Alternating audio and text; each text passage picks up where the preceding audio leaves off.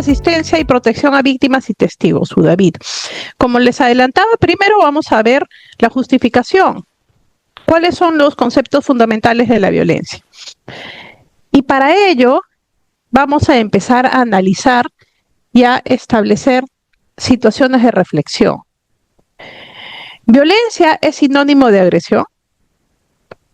Me gustaría que participen a partir de los mensajes que se establecen en el chat y podamos a partir de allí nosotros generar poco a poco análisis reflexivos, porque vamos a empezar, bueno, yo tengo la postura de tener una postura crítica hacia la ley 30.364 y particularmente yo considero que tiene buenas bases, pero que tiene que mejorarse el análisis, ¿no? Por ello, lo ideal es que podamos debatir o podamos reflexionar juntos, y para ello quisiera que participen a partir de los mensajes. ¿Violencia es sinónimo de agresión? ¿Qué creen ustedes, doctores? ¿Es lo mismo violencia que agresión? Y esto nos lleva a la siguiente pregunta. Entonces, ¿quien agrede es violento? ¿Violencia y agresión son lo mismo? Vamos a analizar un caso. Un ejemplo. Elena lleva 2 años de convivencia con Ricardo. Al principio, Ricardo parecía muy atento, pero pronto empieza a controlar sus salidas y con quién hablaba por WhatsApp. Como comentario, vamos viendo aquí que la violencia no solamente es un golpe, sino el uso de poder para limitar la autonomía de Elena. Lo que Elena vive es una relación desigual donde Ricardo busca forzar su voluntad. Este es el inicio de la relación. Vamos viendo que durante la convivencia se produce el ciclo de la violencia. Elena siente que vive caminando sobre cáscaras de huevo. Si la cena no está lista, Ricardo se muestra irritable y crítico. Acumulación de tensión. Un día, tras una discusión por un gasto mínimo, Ricardo le propina una bofetada, incidente agudo. Al día siguiente, él le pide perdón de rodillas, le compra un regalo y jura que ella es lo más importante, luna de miel. Comentario a este punto. Elena está atrapada en el ciclo de la violencia que vamos a ver es desarrollado por Leonard Walker. La fase de reconciliación le da una falsa esperanza de cambio real.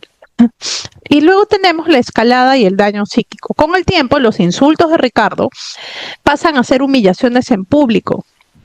Ya no son solo bofetadas, sino de ahora hay amenazas con armas blancas. Elena ha perdido la autoconfianza y vive en un estado de alerta constante, generando el estrés postraumático y baja autoestima. Se ha vuelto, y esto es importante, se ha vuelto altamente manipulable y sometida. ¿Qué vemos aquí? Se evidencia la escalada de violencia, pasando de lo psicológico a lo físico y aumentando la peligrosidad. El daño psíquico, de que tiene estrés postraumático, resulta de las conductas agresivas sistemáticas que quiebran la autoestima de la víctima, poniéndola en una situación de vulnerabilidad inducida. Y yo les pregunto, doctores, ¿qué podemos advertir de este caso? El doctor Jefferson Povey señala, son diferentes. Claro, al tema relativo a agresión y violencia. Son diferentes. La agresión sería un acto concreto y la violencia es más amplio y hay tipos y puede ser reiterada. Ya, muy bien. La doctora Dalma Lorena, no es lo mismo. Claro, no son lo mismo. Entonces, ¿qué podemos...? Y la diferencia entre agresión y violencia la podemos encontrar en este caso que les pongo, que les traigo a colación. ¿Qué podemos advertir en este caso? Estamos hablando de que la gravedad del hecho radica en un golpe, o es que hay algo más en este caso que nos puede hacer ver que hay gravedad en este. La doctora Leticia Velázquez nos señala, empezó con una manipulación y desencadenó en exteriorizar los impulsos del varón. Así es. Vamos viendo cómo es que detrás de esa agresión en realidad hay un escenario que es mucho más grave. Entonces, vemos que la violencia va más allá que la agresión y es mucho más grave.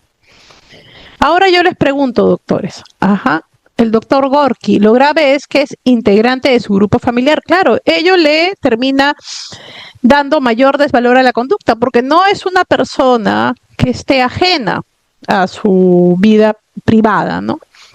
Es una persona cercana. Y es más, esa cercanía es utilizada por el agresor para poder justamente realizar la conducta grave, ¿no? Bien, entonces, yo les pregunto, doctores, ¿Elena es vulnerable? ¿Qué opinan ustedes? Sí, muy bien, el doctor Jonathan, la doctora Leticia, bien, tenemos entonces varias posturas. Bien, es vulnerable. Todos señalan, sí, es vulnerable. Entonces, ahora yo les pregunto, ¿pero es vulnerable por qué? ¿Por qué es vulnerable? Por la dependencia económica. Ojo que no hemos señalado que hay dependencia económica todavía, la doctora Rodríguez. Pero sí podemos ver sometimiento, ¿no? Por el sometimiento, el doctor Jonathan. Vamos bien. Entonces, les voy a compartir alguna, hace poco, porque quizás hay dependencia de algún tipo, Miren qué interesante. Y todavía no vamos a analizar por su condición de mujer estar en un ciclo de violencia constante. Así es. Estamos arribando nosotros, a partir de un caso concreto, a desmenuzar un fenómeno criminal. Primero, estamos verificando que no solamente es una agresión. Segundo, estamos analizando una situación de vulnerabilidad. Y además estamos analizando el escenario y todavía no hemos revisado la norma. Estamos viendo primero en el escenario de la gravedad del fenómeno criminal. Entonces, ¿Elena es vulnerable? Sí, todos coinciden que sí.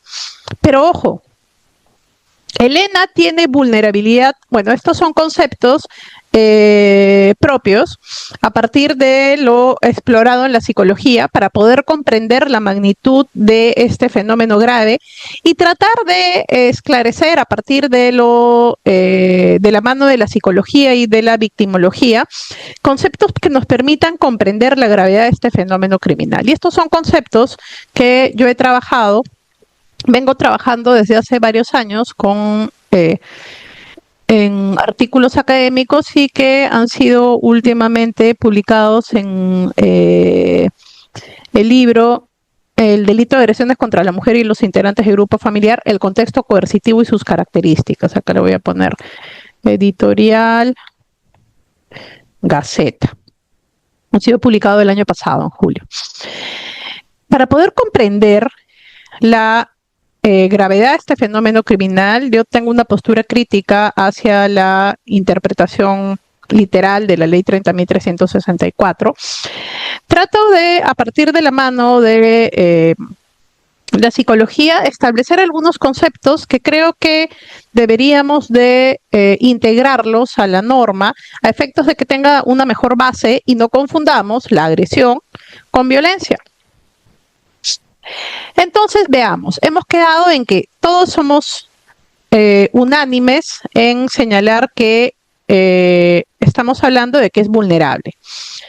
Pero, particularmente yo encuentro dos tipos de vulnerabilidad, según lo que nos señala la psicología. Una vulnerabilidad predelictiva, que corresponde a una condición de fragilidad, de desventaja o dependencia anterior al hecho y ajena a la intervención del agresor, que puede incrementar la exposición al riesgo o limitar recursos de afrontamiento sin constituir por sí misma un mecanismo de sometimiento ni una base para imputar responsabilidad a la víctima. A la responsabilidad, a la víctima, no al agresor. Un mecanismo ni base de sometimiento. Bueno, acá está de sometimiento. Vamos a ver. Hasta acá. Rasgos clave. es previa, ex ante, al episodio o al ciclo de la violencia.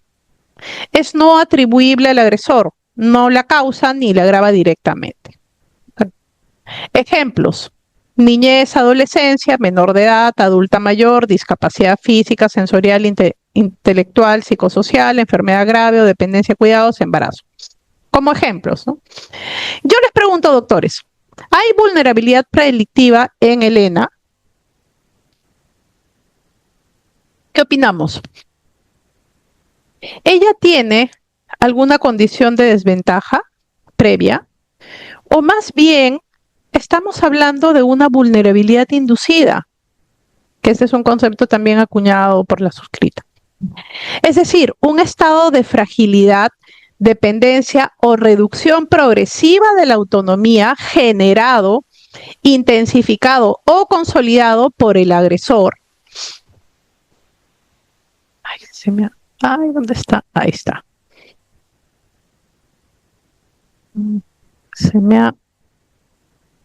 Ya, ahora sí. Mediante prácticas de control y dominación, que pueden ser aislamiento, amenazas, desvalorización, control económico, vigilancia, etcétera, que opera funcionalmente como mecanismo de sometimiento dentro de un contexto coercitivo. ¿Qué rasgos claves podemos encontrar aquí? Es sobreviniente, se construye durante la relación o dinámica violenta, es atribuible al agresor, deriva de su conducta de control y tiene relevancia dogmático-penal.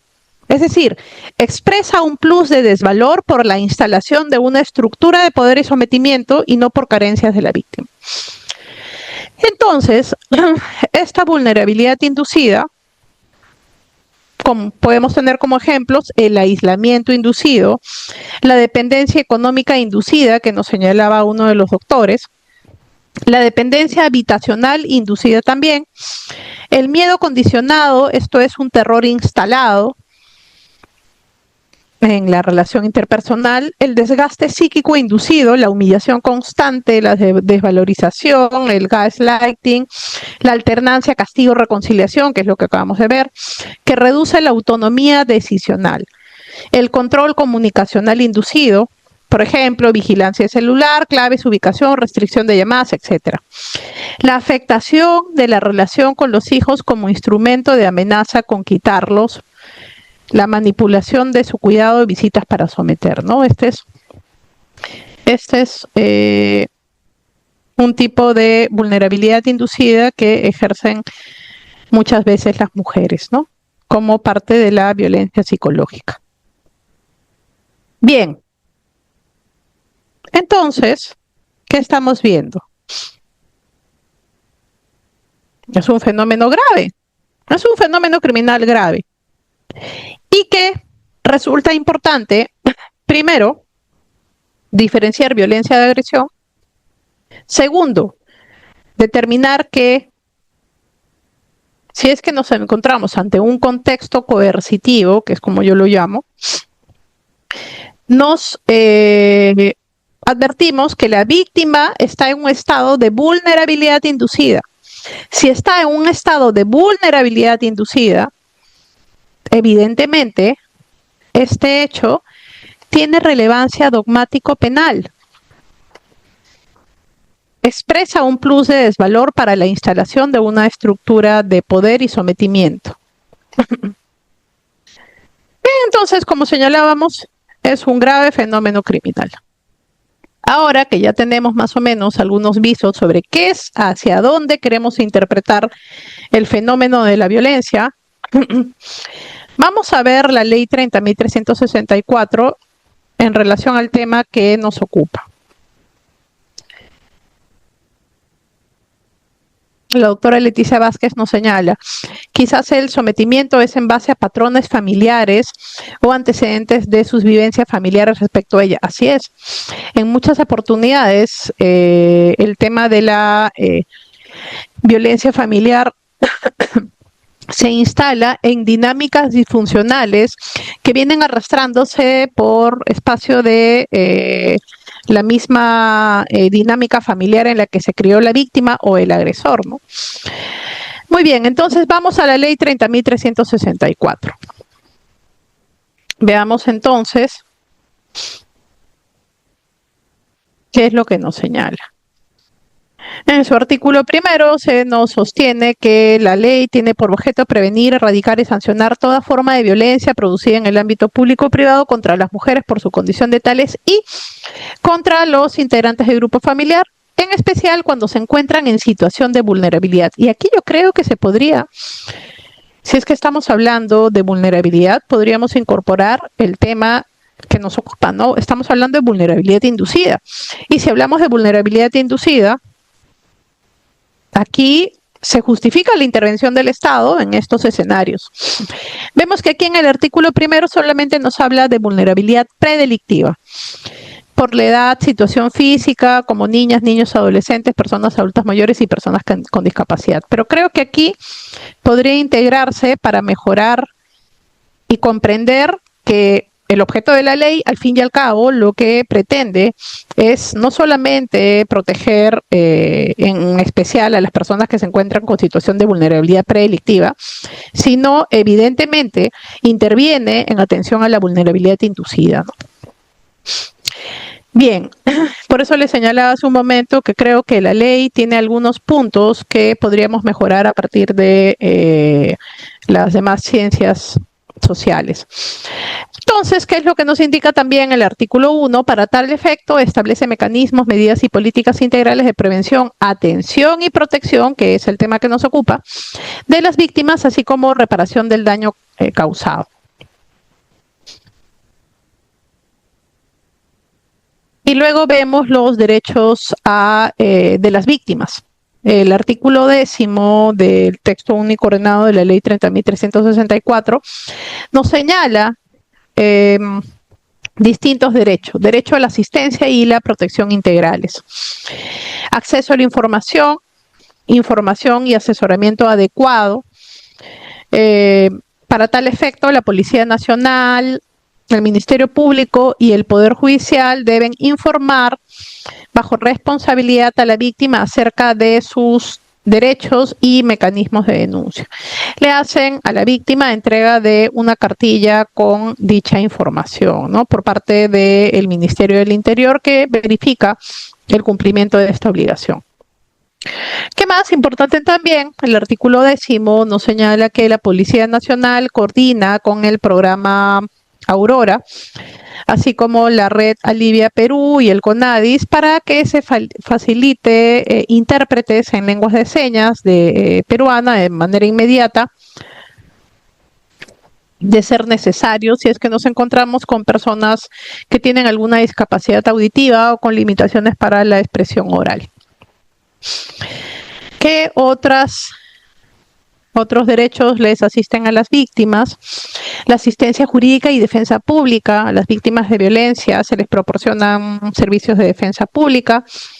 Además, es derecho de la víctima que se reciba su declaración por parte de personal que esté especializado en la ley 30.364 y en cuestiones de género, así como en un ambiente adecuado. Esta asistencia la presta el servicio del Ministerio de la Mujer y Poblaciones Vulnerables, el Centro de Emergencia Mujer, el SLOCEM. Además, la promoción y prevención y atención de salud, la recuperación integral de la salud física y mental es gratuita en cualquier establecimiento de salud del Estado, que incluye la atención médica, exámenes de ayuda diagnóstica, etcétera. Ojo que se deben emitir los certificados e informes correspondientes conforme a las guías y parámetros médico-legales del Instituto de Medicina Legal y Ciencias Forenses o cualquier parámetro técnico que permita determinar el tipo y grado de daño. Y la atención social, vemos pues que se encuentra también en el artículo 10 contemplada y se nos señala que el Estado atiende a las víctimas de violencia contra las mujeres y los integrantes del grupo familiar en programas sociales. Importante porque cuando revisamos el artículo 17A, vamos a ver que se nos señala, a propósito del tema que nos ocupa, la intervención en casos de flagrancia con riesgo severo. Y aquí es cuando vemos que se señala la presencia del UDAVIT, ¿no? La intervención del UDAVIT. se nos indica, en los casos de flagrancia en los que se advierta la existencia de riesgo severo, la Fiscalía Penal solicita la intervención del Programa de Protección de Asistencia de Víctimas y Testigos del Ministerio Público, que actúa de acuerdo a sus competencias. Ya vamos a ver las competencias. También puede solicitar dicha intervención en los casos de riesgo leve o moderado cuando los considere necesario.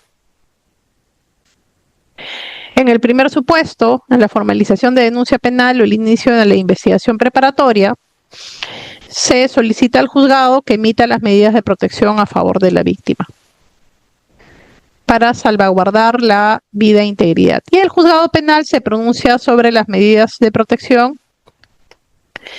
Vi esto, miren qué interesante, porque acá se señala el juzgado penal, ¿no? Se pronuncia sobre las medidas de protección en la audiencia única de incoación del proceso inmediato y en un plazo no mayor de 24 horas. Ojo que esto es interesante porque acá se señala en este artículo que el juzgado penal emite las medidas de protección, pero si vemos la ley 30.364, las medidas de protección corresponden a el ámbito del proceso tutelar, ¿no? Que las emite el juzgado de familia.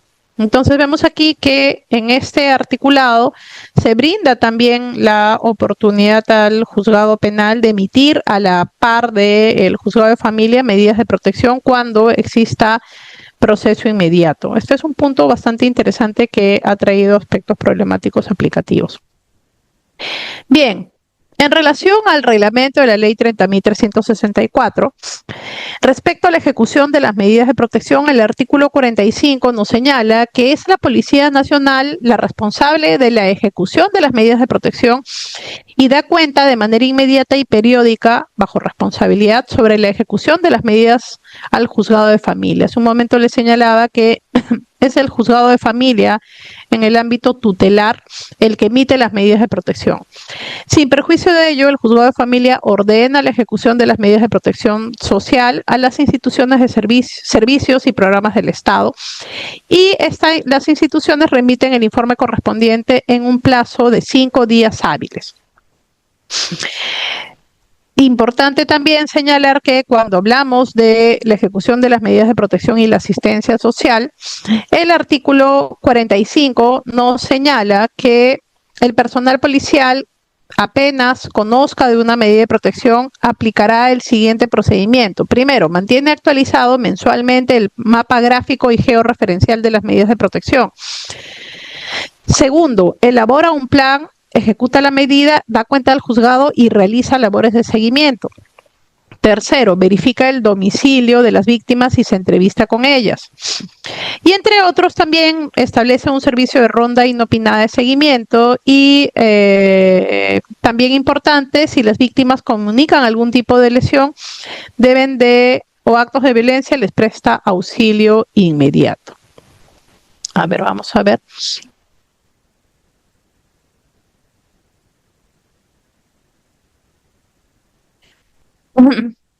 Vamos a... Bien, estas preguntas ya que guardan relación con lo que vamos a desarrollar más adelante, las voy a responder después. Vamos poco a poco, doctores. Bien, entonces, aquí vamos a la definición de violencia contra las mujeres. El artículo 5 de la ley 30.364 respecto a violencia contra las mujeres nos señala que es cualquier acción o conducta que les cause muerte, daño o sufrimiento físico, sexual o psicológico por su condición de tales, tanto en el ámbito público como en el privado.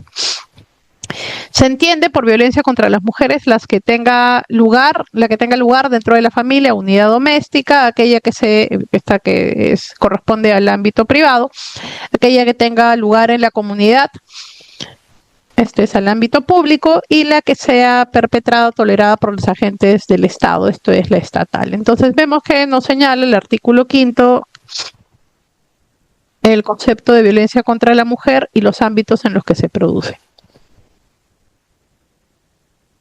Y cuando hablamos de violencia contra la mujer nos señala por su condición de tales.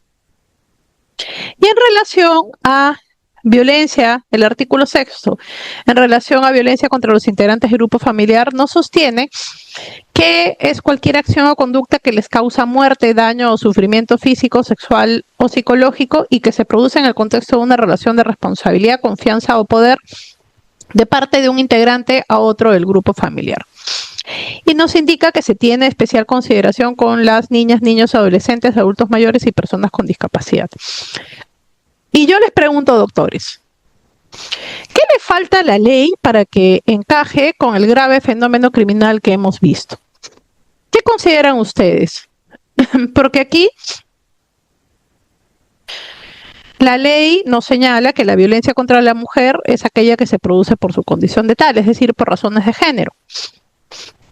Y en relación a violencia contra los integrantes del grupo familiar, nos sostiene que se produce una relación de responsabilidad, confianza o poder. Entonces, acabamos de ver en un caso práctico que el escenario es mucho más grave que una agresión, ¿no? Estamos hablando de que se debe diferenciar violencia de agresión. Vimos un poco sobre vulnerabilidad inducida, advertimos cómo es que la violencia es un fenómeno grave. Entonces vamos viendo que falta completar o interpretar la norma como para que se pueda comprender la magnitud de este fenómeno. Y bueno, si revisamos el reglamento de la ley 30.364, la violencia contra los integrantes del grupo familiar tiene el mismo concepto y en relación a violencia contra la mujer por su condición de tal, este es el artículo 4, es aquella que se realiza en un contexto de violencia de género y aquí nos define que es violencia de género como una manifestación de discriminación que inhibe gravemente la capacidad de las mujeres de gozar de derechos y libertades en pie de igualdad a través de relaciones de dominio, control, ejercicio de poder, sometimiento y subordinación de las mujeres. Entonces, aquí tiene un poco mejor desarrollado el concepto de violencia como para comprender la magnitud del fenómeno, ¿no? En el reglamento. Pero falta todavía. Entonces, vamos a revisar un poco los conceptos de violencia a partir de los conocimientos extranormativos. El Informe Mundial sobre Violencia y Salud de la Organización Mundial de la Salud nos define la violencia como el uso intencional de la fuerza o el poder físico, de hecho o como amenaza contra uno mismo, otra persona o un grupo de comunidad que cause o tenga muchas probabilidades de causar muerte, lesiones, muerte, daños psicológicos o trastorno del desarrollo o las privaciones. Y este informe, ¿qué es lo que nos indica? La inclusión de la palabra poder, además de la frase uso intencional de la fuerza física, amplía la naturaleza de un acto de violencia, así como la comprensión convencional de la violencia para dar cabida a los actos que son el resultado de una relación de poder. Entonces, vamos bien. Estamos hablando de que violencia no es agresión, sino es una relación de poder. Y este informe nos señala que en las relaciones de pareja hay dos modalidades. Una grave, que está aunada a una conducta posesiva y un comportamiento dominante, y una forma más moderada, en la que la frustración y la ira ocasionalmente estallan. Este concepto de violencia ha sido brindado por la OMS, ha sido reconocido en el Acuerdo Plenario 9 de 2019, la Guía de Evaluación Psicológica Forense en los casos de violencia contra las mujeres integrantes del grupo familiar del Instituto de Medicina Legal y entre otros. Entonces, ¿qué tenemos? Al analizar la violencia interpersonal desde la psicología, vamos a encontrar el enfoque de la violencia interpersonal no como una agresión, sino como una dinámica de abuso de poder, el uso de agresiones destinadas a lograr el sometimiento, creando una vulnerabilidad inducida, que es lo que acabamos de ver. Bien, muy puntualmente, para avanzar con la temática, si revisamos la Guía de Evaluación Psicológica Forense del año 2016, ya se nos señalaba que debía diferenciarse violencia de conflicto, que cuando hablamos, la Guía de Valoración de Daño Psíquico nos señala que cuando hablamos de violencia hablamos de un arriba y un abajo reales o simbólicos. La experiencia traumática de la violencia tiene como fin, El objetivo es eliminar física o psíquicamente el deseo de la persona de ser quien es. La guía de valoración de daño psíquico nos señala también, y algo muy interesante, guarda relación con lo que nos señalaba uno de los doctores, nos indica que la violencia en el medio familiar generalmente se dirige a las personas más vulnerables del grupo. Y nos encontramos ante un delito que puede recaer en diversas víctimas con un denominador común, su estado de vulnerabilidad. Miren qué interesante.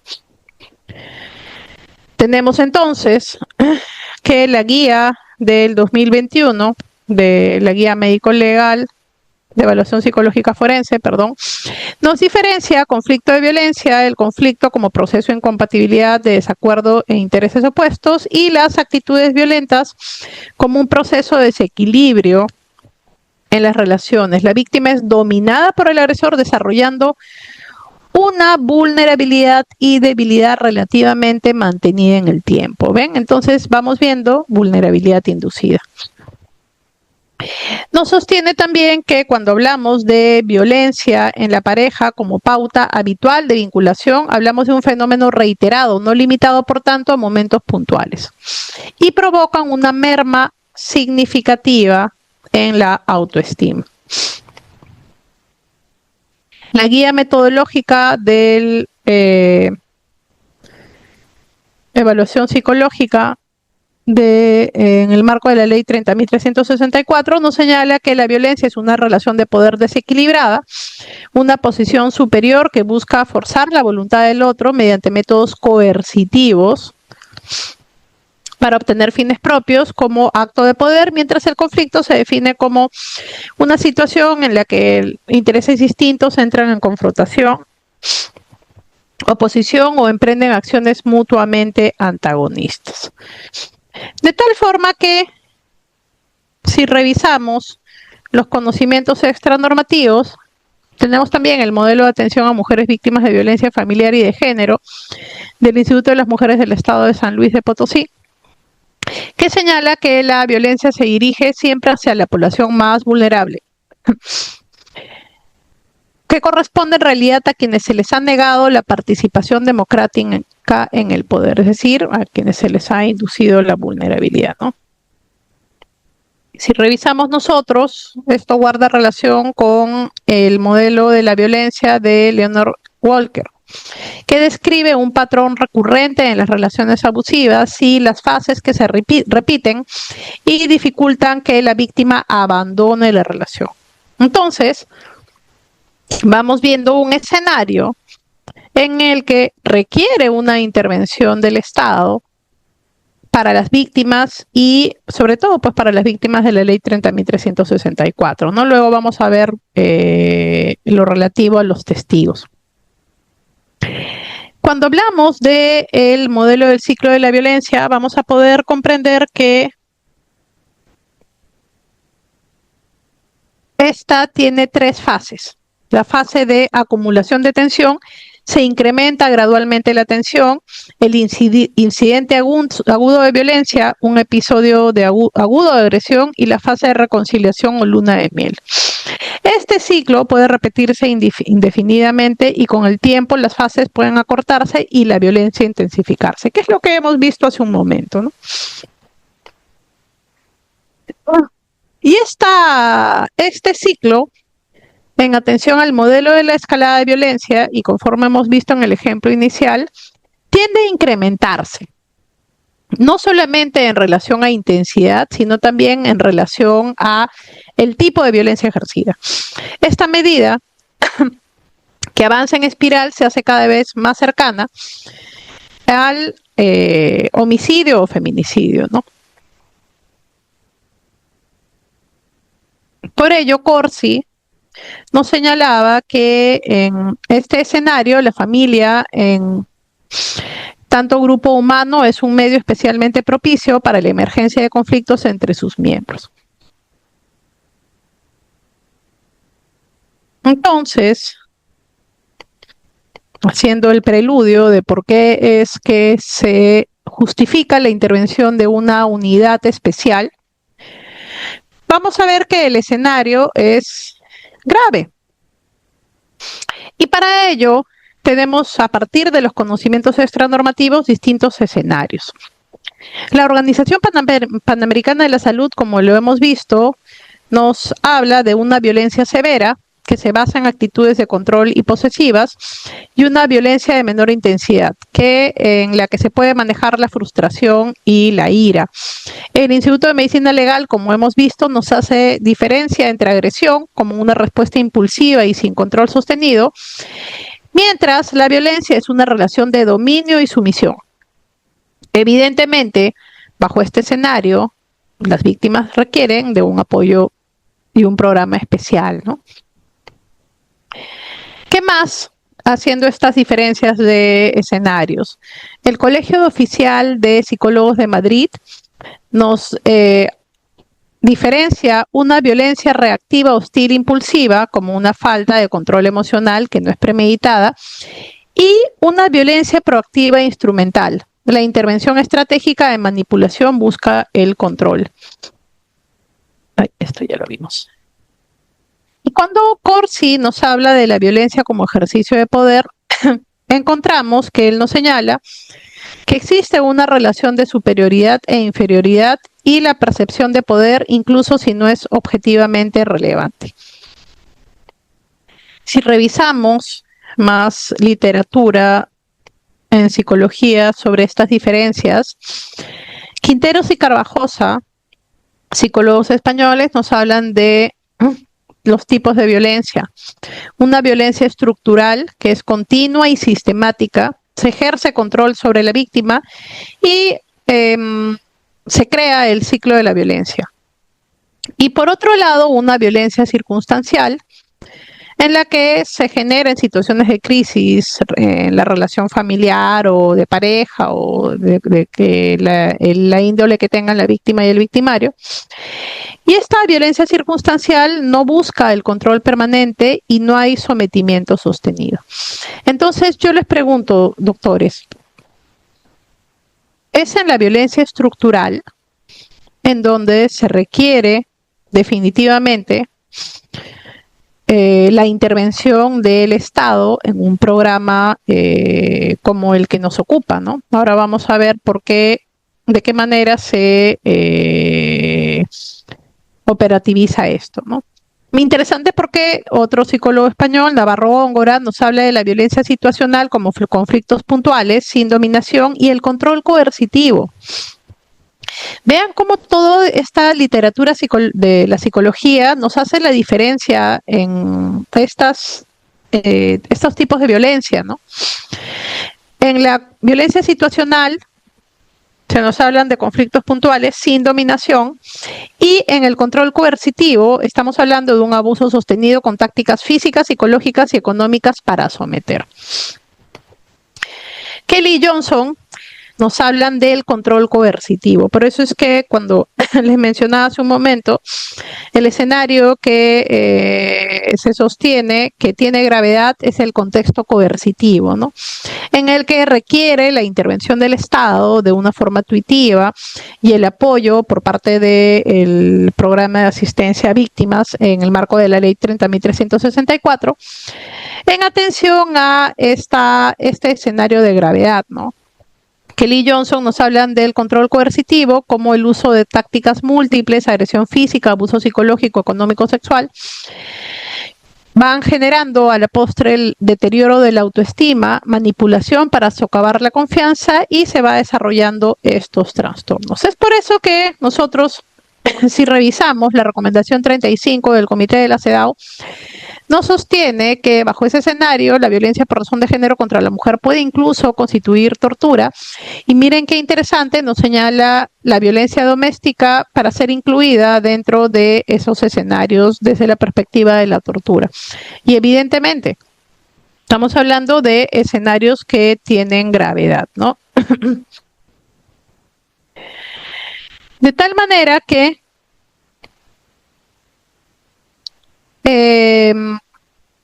si revisamos el informe provisional del relator especial sobre tortura y otros tratos o penas crueles, inhumanos o degradantes del 2019, se nos señala que el enfoque de tortura y malos tratos guarda relación con la provocación intencionada a una persona indefensa de dolor o sufrimiento grave, ya sea de carácter físico o psicológico, y que cuando se habla de impotencia significa que una persona está bajo la dominación o, dicho de otro modo, sometida al control del autor. No puede resistir o evitar de forma efectiva que le cause dolor o sufrimiento. Entonces, está en una situación de vulnerabilidad inducida. La violencia doméstica supone entonces una degradación, humillación, coartación, vejación o, en otros términos, violación de la integridad física, mental y emocional de personas que suelen encontrarse sometidas a situaciones o entornos de control y desempoderamiento. Estos conceptos nos definen mejor cuál es el escenario que requiere la intervención estatal desde no solamente un ámbito punitivo, sino también desde un ámbito especialmente tuitivo. Entonces, ya que estamos comprendiendo cuál es el escenario en el que nos encontramos para que pueda justificarse la intervención de un programa especial en estos casos relativos a la ley 30.364, podemos ver que es importante primero diferenciar agresión y violencia. Siendo así, acabamos de comprender también la magnitud y gravedad del fenómeno criminal. Y yo les pregunto, ¿la ley 30.364 consideran que lo describe de manera integral?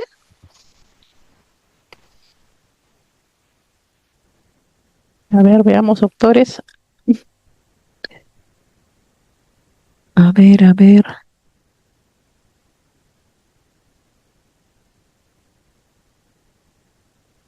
La doctora Vidal pregunta sobre el traslado de las víctimas a las diligencias.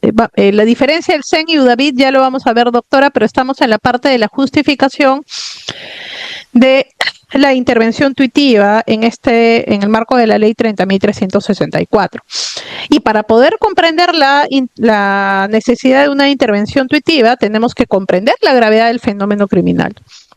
Bien, la doctora Leticia Velázquez nos señala, tiene vacíos. Efectivamente, vemos que si bien tiene algunas bases, si nosotros complementamos con la información que nos brinda las demás ciencias sociales, podemos comprender mejor, cerrar más en los escenarios y empezar a advertir que efectivamente sí se justifica la intervención, pero no en todos los escenarios. ¿Por qué? Porque si bien la ley 30.364 en su artículo 5 nos define que la violencia contra la mujer tiene bases de género y la violencia contra los integrantes del grupo familiar se realiza en escenarios, en contextos de responsabilidad, confianza y poder, acabamos de ver que hay otros aspectos también que nos hacen diferenciar escenarios para que tengamos una respuesta diferenciada, ¿no? Entonces, si un programa especial va a intervenir y se justifica la intervención, tenemos necesariamente que diferenciar los escenarios. Y para ello,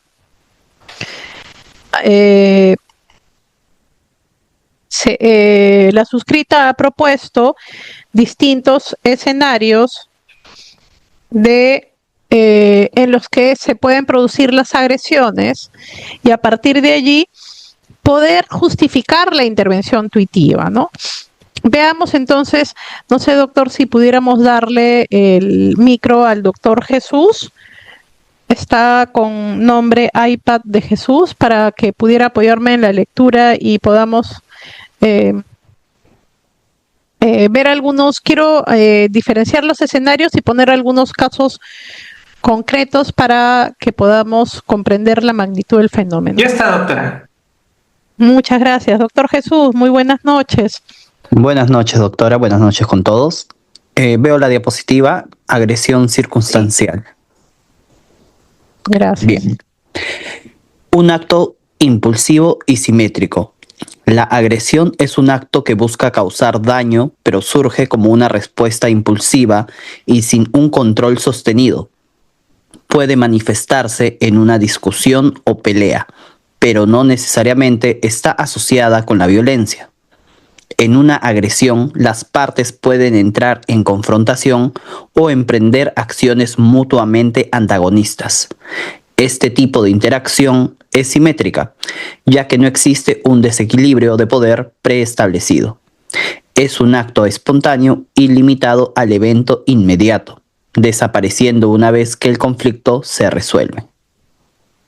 Muchas gracias, doctor Jesús. Entonces tenemos el primer escenario. En el primer escenario, que es una agresión circunstancial, en la que es una respuesta impulsiva y sin un control sostenido, no vemos que exista desequilibrio de poder. Es decir, no requiere la intervención tuitiva del Estado por cuanto la persona no está en una situación de vulnerabilidad inducida. Pero este escenario, ojo que estos escenarios se han desarrollado en el libro que les he mencionado que se ha publicado en el 2025. Bien, este escenario es distinto de la violencia circunstancial.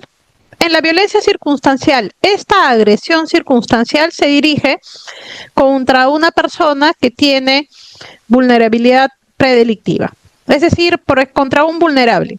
Esta agresión circunstancial tiene mayor desvalor porque, por ejemplo, si bien es circunstancial, se dirige contra una persona que tiene condiciones de vulnerabilidad preexistente, por ejemplo, una persona adulta mayor, un menor de edad, tiene mayor desvalor que el escenario anterior porque es contra una persona vulnerable. Pero no es lo mismo que el contexto coercitivo. Y este contexto coercitivo, que es el que estamos evaluando, aquí es donde sí se requiere la intervención tuitiva del Estado, la protección especial y el tratamiento diferenciado. En el contexto coercitivo podemos ver que existe vulnerabilidad inducida y sometimiento. En el control coercitivo, las acciones del agresor son sistemáticas tienen el propósito de inducir la vulnerabilidad de la víctima. El propósito de estas agresiones continuas y repetitivas es lograr el sometimiento y crear un estado de indefensión. En este escenario, evidentemente, la necesidad de la intervención de un asistente social, un psicólogo y un abogado que guíe a la víctima es necesaria. ¿Por qué? Porque este estado en el que se encuentra la víctima se ha logrado mediante agresiones verbales, físicas, patrimoniales, sexuales, de manera sistemática, lo que erosiona gradualmente su autonomía y su autoestima. El sentimiento de la víctima de estar atrapada e indefensa es una consecuencia directa de el comportamiento del agresor, creando un contexto coercitivo de terror y dominación. En este escenario, díganme ustedes, ¿una víctima puede declarar los hechos con tranquilidad? Evidentemente no. El abuso no es una reacción a un conflicto, sino una estrategia para mantener el control y poder absolutos. Y aquí les traigo algunos ejemplos para que podamos comprender bien esta justificación de por qué en estos distintos escenarios, primero de la diferenciación de los escenarios, y luego entender por qué el contexto coercitivo justifica la intervención de este programa especial de UDAVID para víctimas y testigos, ¿no? Veamos, por favor, doctor Jesús, con los 3 ejemplos, si fuera tan gentil.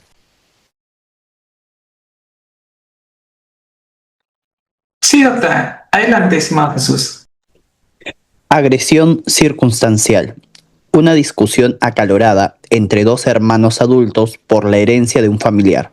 El desacuerdo verbal escala y uno de ellos empuja el hombro del otro. Ambos se gritan mutuamente y el incidente termina cuando un tercer hermano interviene. La relación entre ellos es simétrica y la agresión fue un acto impulsivo, en un momento de conflicto, sin un patrón de dominio habitual. Violencia circunstancial asimétrica puntual. Durante una discusión en casa, un joven se frustra porque su abuela, que se moviliza con dificultad, no le permite pasar por un pasillo estrecho. En un momento de enojo, el joven empuja a la abuela con fuerza para abrir ese camino, causando que ella pierda el equilibrio. Este es un acto de agresión física que es asimétrico, porque aprovecha la vulnerabilidad física preexistente de la abuela. Sin embargo, se trata de un hecho aislado, no de un patrón de abuso sistemático ni de un intento de control permanente sobre la abuela. Es una agresión puntual vinculada a un evento específico. Control coercitivo asimétrica y sistemática. Un cónyuge ejerce un control sistemático sobre su pareja, quien se dedica al hogar y al cuidado de los hijos, lo que crea una dependencia económica y social. Hechos de control económico. El agresor administra todos los ingresos familiares y le da a su pareja una pequeña cantidad de dinero que debe justificar con recibos, impidiendo así su independencia financiera. Hechos de aislamiento social. El agresor critica a los amigos de su pareja, sabotea sus planes sociales o le exige que esté siempre disponible para él, lo que con el tiempo la aísla de su red de apoyo. Hechos de humillación y manipulación. El agresor devalúa constantemente la labor de su pareja en el hogar y en el cuidado de los hijos, minimizando su contribución y haciéndola sentir que es incapaz de valerse por sí misma fuera de la relación. Este tipo de manipulación la hace dudar de su propio juicio. Este patrón de abuso no es un hecho aislado, sino una estrategia continua para anular la voluntad de la víctima y mantener una posición de poder absoluta. El agresor utiliza la dependencia financiera y la posición de su pareja como herramientas para crear un contexto coercitivo que induce su vulnerabilidad y asegura la dominación. Muchas gracias, doctor Jesús. Bien, entonces vemos que en este escenario, y a partir de este escenario de diferenciación de la agresión circunstancial, la violencia circunstancial, que es una situación asimétrica pero puntual, y el contexto coercitivo, que es asimétrico y sistemático, este escenario nos hace comprender por qué el artículo 17A nos señala de que en los casos de riesgo alto se debe solicitar la intervención del UDAVIT, y además que puede ser también en situaciones de riesgo leve o moderado, siempre y cuando se justifique. De tal manera que vemos que es importante la diferenciación de los escenarios. Y yo les pregunto, entonces, en el contexto coercitivo, ¿se justifica la intervención de un programa especial? Evidentemente sí. Estamos hablando no solamente de situaciones de riesgo alto, sino también de escenarios en los que la voluntad de la víctima se encuentra sometida a un contexto de terror y pánico, en el que para poder la víctima declarar debe de romper con este escenario de miedo que tiene la víctima hacia el agresor para poder declarar con tranquilidad. De tal forma que se justifica que el Estado tenga un programa especial de asistencia para víctimas en el marco de la Ley 30.364. Entonces, vemos que todos los escenarios en que se producen las agresiones no son iguales. Aquí les traigo pues la propuesta que estoy realizando para la diferenciación de los escenarios criminógenos. El contexto coercitivo, que es el que corresponde al núcleo del fenómeno criminal, la violencia circunstancial, que es la que tiene menor desvalor que el contexto coercitivo, pero mayor desvalor que la agresión circunstancial.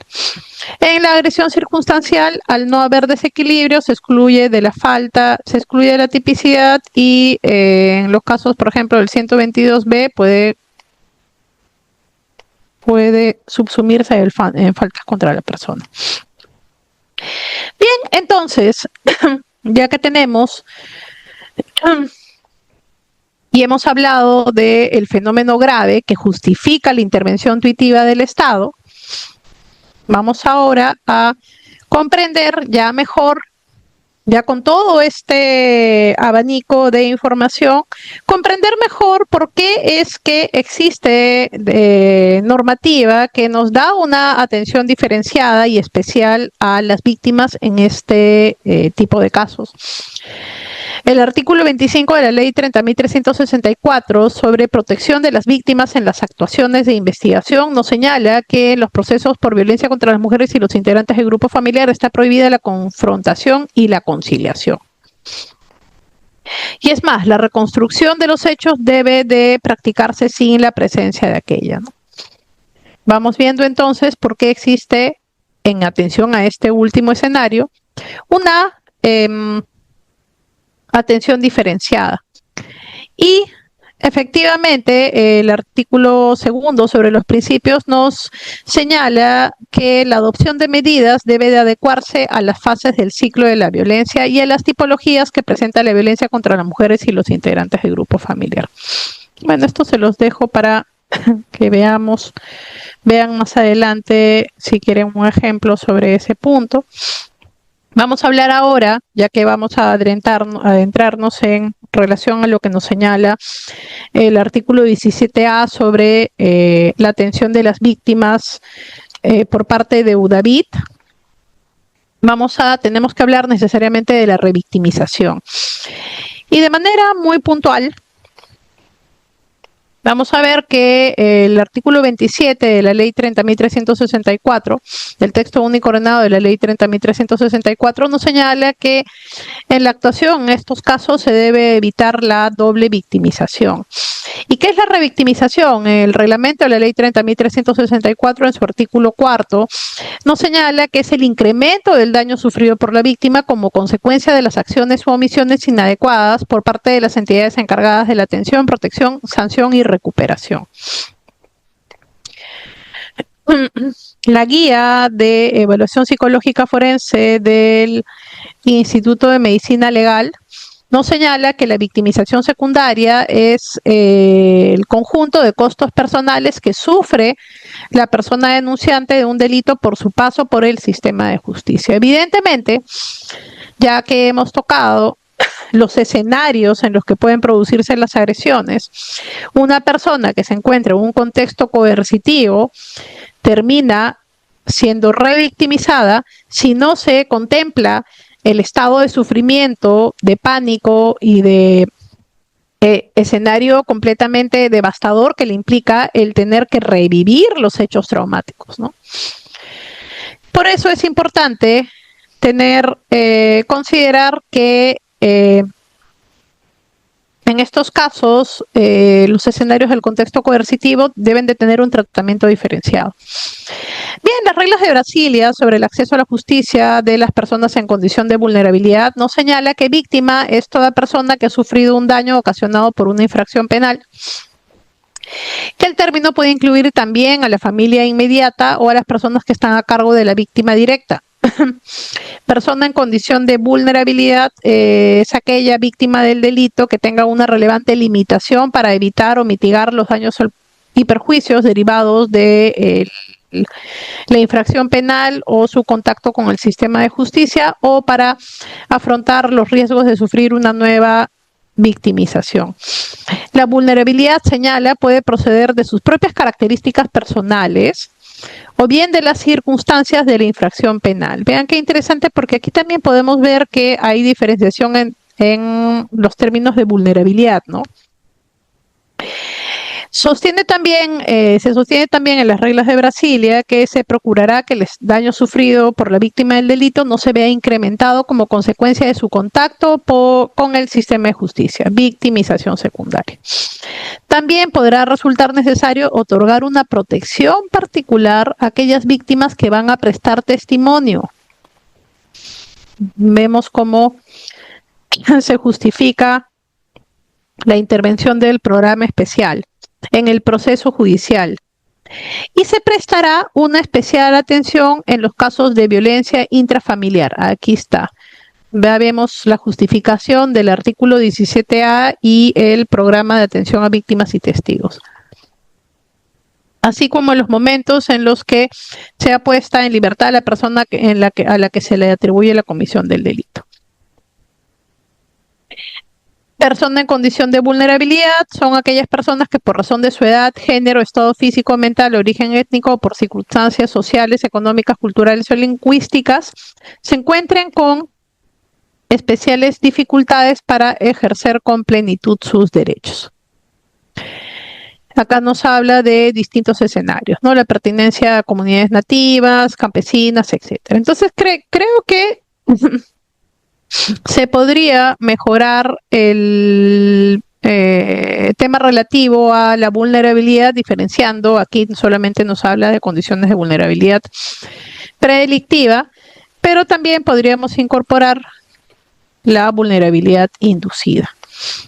Bien, acá les he hecho un cuadrito para la diferenciación de victimización primaria, victimización secundaria y victimización terciaria. La victimización primaria es la consecuencia directa del delito. La victimización secundaria, los costos personales y sufrimiento por el paso por el sistema de justicia, y la victimización terciaria, el daño infligido por la sociedad, ¿no? Acá les he puesto, les dejo en todo caso para que lo tengan diferenciado y bien desarrollado. Interesante, porque la guía de evaluación psicológica forense ya nos señala que entre los factores que contribuyen a la victimización secundaria se han señalado el dar prioridad a la búsqueda de la realidad objetiva del suceso delictivo, olvidando la atención a la víctima o despersonalizando su trato. Entonces, en este tipo de casos tenemos que tener cuidado los operadores de justicia para no revictimizar a las víctimas. ¿Por qué? Porque hemos visto que están en un escenario de contextos coercitivos en los que se le ha inducido la vulnerabilidad. Entonces vamos orillándonos a por qué es necesario que exista un programa especial. ¿Qué más tenemos? El Acuerdo Plenario 1/2011 nos señala que la victimización secundaria viene constituida por los sufrimientos de las víctimas que con motivo de la investigación del caso y corroboración de las afirmaciones infieran las instituciones, criminólogos, funcionarios de instituciones penitenciarias, entre otros. De tal manera que, bueno, acá ya hemos visto la victimización primaria, secundaria y terciaria, y acá les traigo ejemplos de victimización primaria, secundaria y terciaria. En victimización primaria vemos que Andrés es víctima de trata de personas bajo engaño en un puesto de trabajo. Sufre privación de la libertad y explotación. En relación a la victimización secundaria, vemos que cuando denuncia a Andrea, la policía le pregunta 5 veces lo mismo en un pasillo público. El fiscal le dice, ¿cómo pudiste creer en esta oferta tan obvia?, minimizando su dolor. Como victimización terciaria, al regresar a su barrio, los vecinos murmuran que ella se lo buscó por querer dinero fácil, provocando su exclusión social. Entonces tenemos acá ejemplos de victimización primaria, victimización secundaria y victimización terciaria en un mismo caso. Y aquí les he traído un cuadrito que les dejo, que les he realizado sobre las causas de revictimización, ejemplos. La falta de enfoque en la víctima, dar prioridad a la búsqueda de la realidad objetiva, declaraciones reiterativas, intervención inadecuada, falta de información y falta de articulación.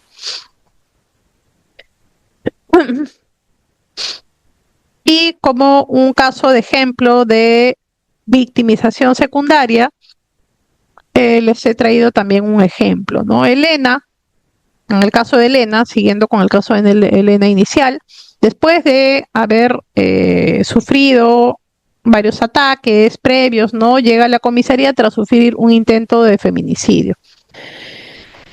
Presenta huellas visibles y es de estrangulamiento y está en estado de impotencia emocional. Como escena de pánico de la víctima, tenemos la proximidad con el agresor. Al llegar, Elena es sentada en una banca de madera en la sala de espera común. A menos de 2 metros de ella, sin ninguna barrera física, se encuentra Ricardo, su agresor, quien aún no ha sido esposado, y la observa fijamente en silencio. La agresión sistemática, el personal policial ignora la necesidad de un ambiente seguro y privado. Al no separarlos, el sistema permite que Ricardo siga ejerciendo poder e intimidación mediante la mirada y los gestos sin necesidad de palabras. En relación al impacto de Elena, se anula la capacidad de denuncia. Al sentir la presencia física de su victimario, el cerebro de Elena entra en modo de supervivencia. El miedo al castigo inmediato la paraliza y le impide narrar los hechos con claridad. Durante el interrogatorio, el oficial a cargo, para ganar tiempo, les toma los datos a ambos en el mismo escritorio. Mientras Elena intenta hablar, el agresor la interrumpe diciendo: no le crea, está loca, ella se lo buscó. Evidentemente, con esta agresión sistemática se ignora la prohibición de emitir juicios de valor o permitir que se minimicen los actos de violencia. La autoridad permite que la relación desigual de poder se reproduzca dentro de la propia institución del Estado. Entonces, se justifica un programa especial para estas víctimas. Vamos viendo cómo a partir de toda la información vamos analizando nosotros cómo no solamente a partir de los conocimientos extranormativos, sino también bajo un análisis de la normativa y los ejemplos, vamos comprendiendo por qué es que se justifica un programa especial. Sigamos. El impacto en Elena. Ella percibe que el agresor tiene más control sobre la situación que la propia autoridad. Esta es la esencia de la revictimización. El incremento del daño por la omisión de la protección del sistema. Y esto es lo que pretende el programa especial, que no suceda.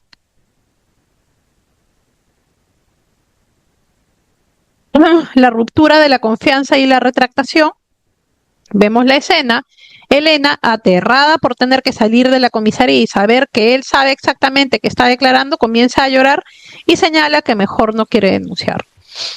Como agresión sistémica, en lugar de activar o solicitar el protocolo de entrevista única en un espacio protegido como la cámara Gesell, el operador le señala: usted nos hace perder el tiempo, si no decide ahora, luego no venga a quejarse. Impacto final. Elena se retracta no por la falta de verdad, sino por el contexto de coerción propiciado por el propio entorno institucional. El sistema ha fallado en su deber de garantizar la integridad mental y la seguridad de la víctima.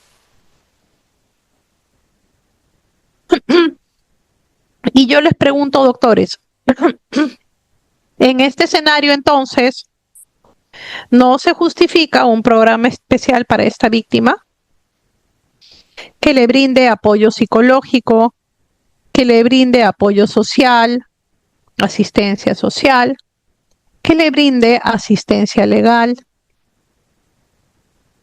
Evidentemente sí. Y bajo este supuesto, ¿estamos reparando o reproduciendo el daño?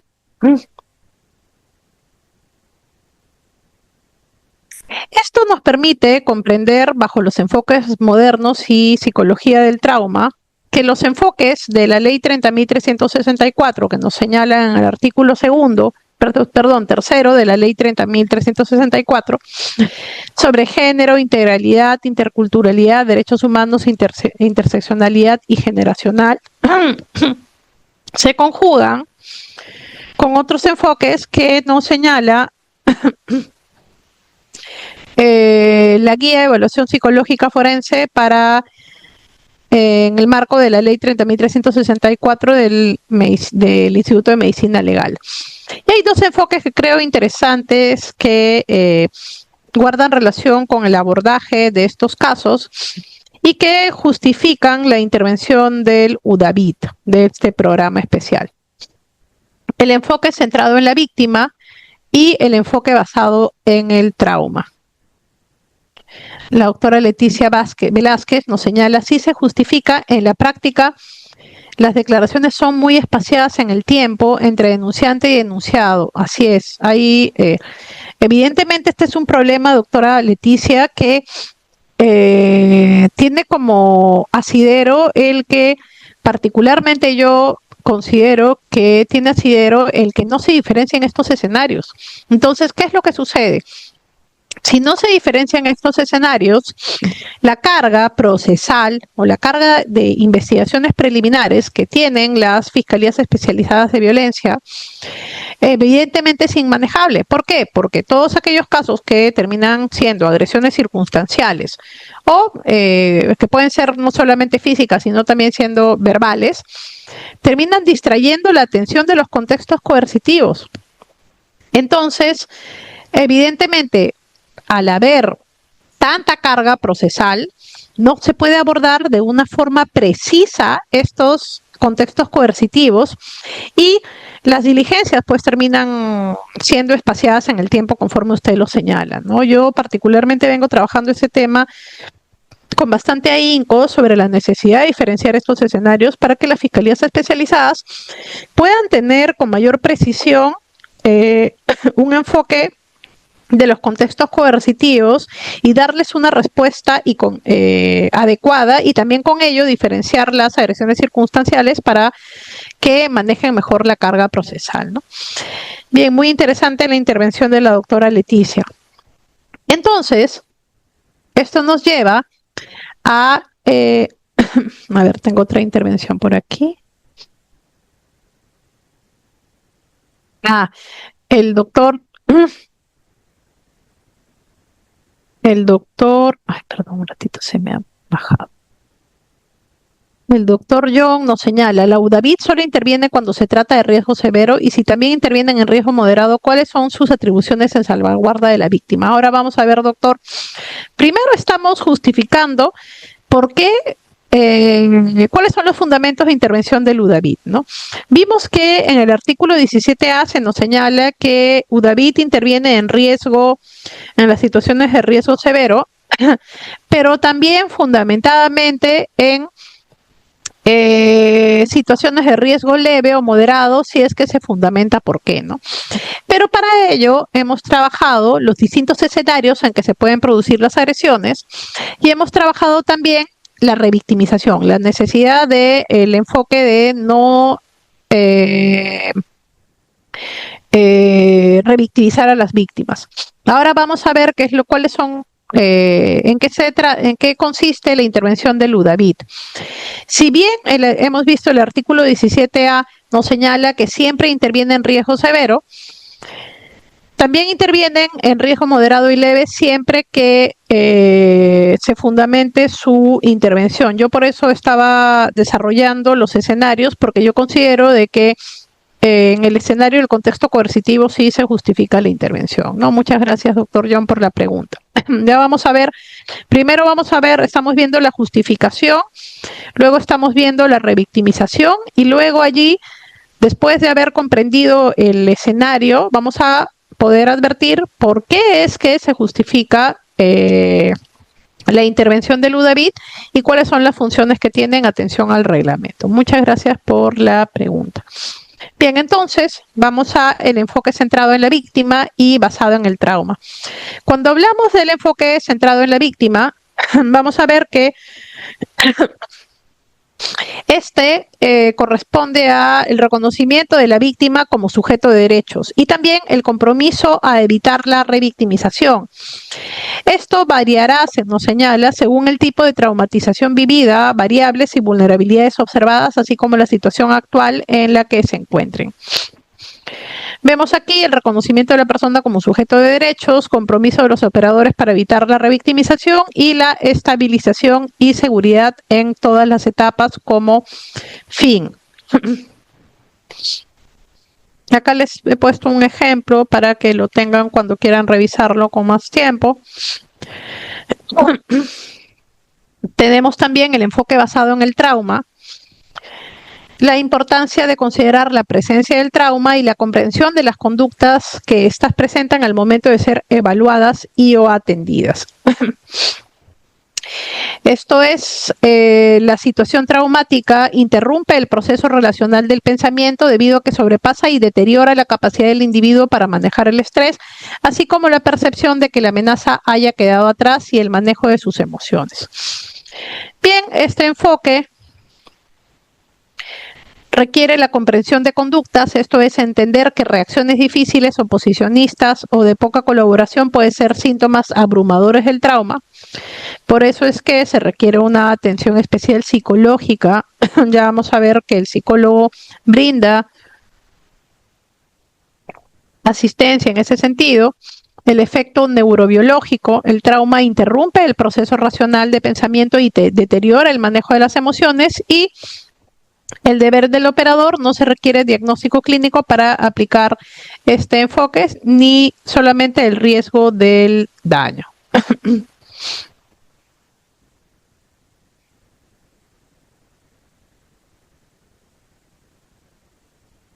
Bien.